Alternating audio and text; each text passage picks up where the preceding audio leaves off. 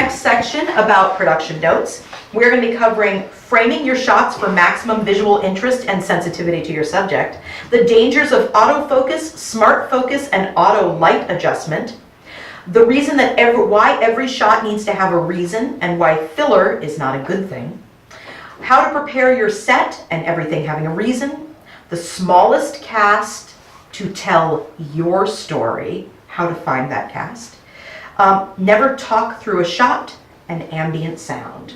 Framing your shots for maximum visual interest and sensitivity to your subject. Now, we've already addressed sensitivity to your subject. If you're filming a conversation, if they're seated and your camera person is obviously standing, the camera person needs to lower. You need to be at head level. Now, you're saying, well, what about down at and up at? Those are different. Those are stylistic shots.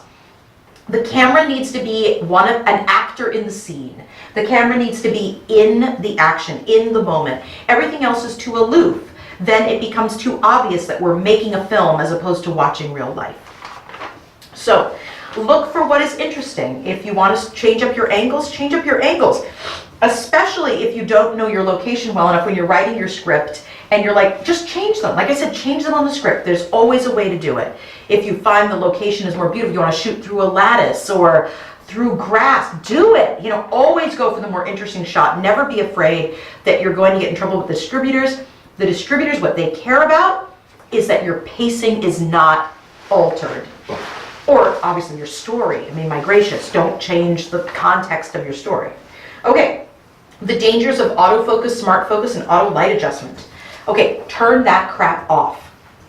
What was it, autofocus? Autofocus, these are the different brand names. Okay. Autofocus, smart focus, and auto light adjustment. Yeah. Google it for your individual camera, get it turned off. Because these are the things where they think they're helping you. I still to this day don't know who they're helping, because they're not helping any prosumer, which is what all of us fall into that category. And I thought, well, do they help the consumer? You know, like the amateur photographer? That's exactly what it's all about. It's Okay. somebody. It's like the camera becomes the director. Yes. No, I want this, I want that. No! And a sloppy director too.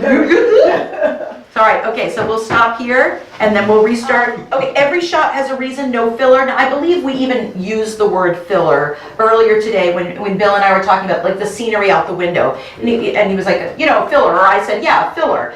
But really, we should never do that. And I think it was it Desiree who corrected and said, well, or Lee, was it you that said, it's a transition shot. We're trying to show we're moving from one place to another. And that is really what it is. And those transitionary shots are important because we do sometimes need to see that time is passing, or that I tend to use them for like character is thinking. Well, that or you're trying to set a certain tone.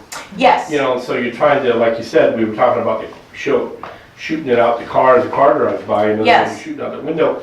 You're trying to get that feel. I mean, people in the car riding along not talking, and nobody's looking out the window, so you see all the scene, you know, so it kind of sets that tone, I guess. And it's like being on the road, especially for Americans. I think it's like it's a thing we can all get. It's like this universal, oh, I get this, it's road trip.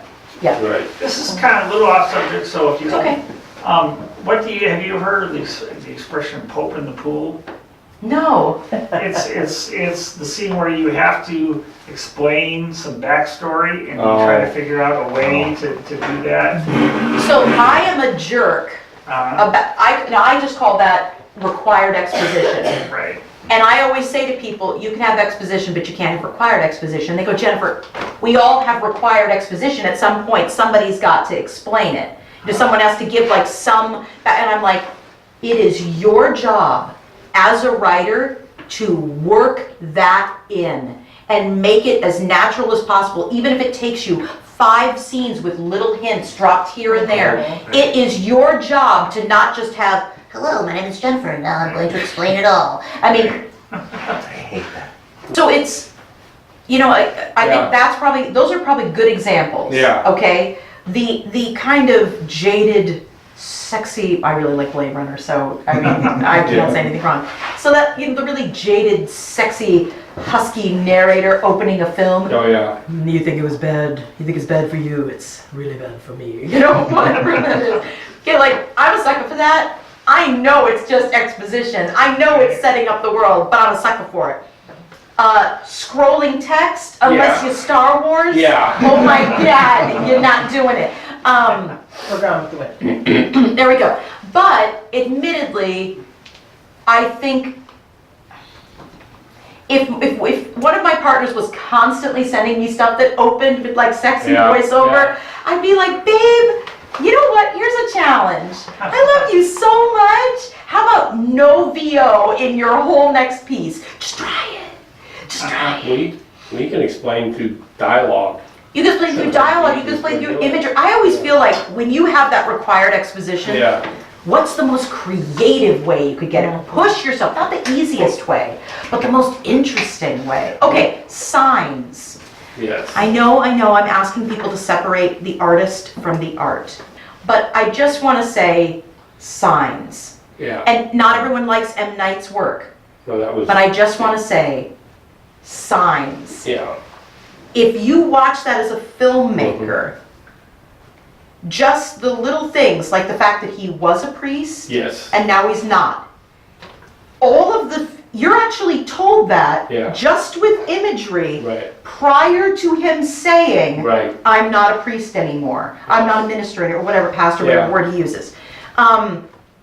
The missing cross on the wall. Yeah. He's wearing the collar in the photo. And he's Don't not. call me father, Yeah. Janice, Yeah. you know what?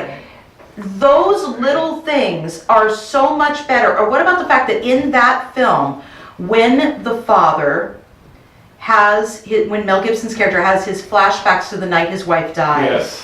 they don't desaturate it, No. they don't fade out, they don't No. dissolve, they don't do No. anything. They just suddenly, you're freaking there. And the And- first time they do it, what is the immediate visual cue that this is a flashback? He's back in the collar. Right. Preparing your set, everything has a reason. One of the things that I love to do, and I think I've already shared this, is to rent from like Vacasa or Airbnb and shoot there as opposed to shooting in my home or even shooting in a friend's home. And the reason is because unless your friend's home is literally the home you had in mind when you were writing the script, you really need to empty a room first in order to shoot in it. Yeah. And then put things back that Yeah. mean something to the character. Now, I know that this has become a bit of a cliche.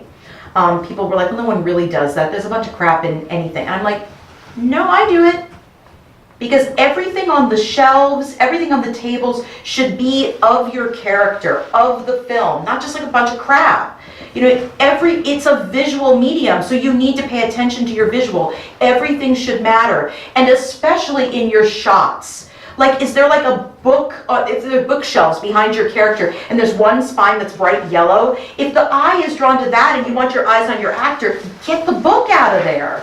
So it's things like that, so I prepare always your love set. looking at books that are in what's Yeah. on the shelf Yeah. while I'm Yes, watching yes. something. And to Or I me, watch that the makes it background to real. book, but it's just because I act. Yeah. Exactly, You can people tell do people. though, so Yeah. you Oh, yeah. you want what is beyond your actors to matter. You're talking about exposition too, is one of the things they used to do back in the 50s, which really they can't really do anymore.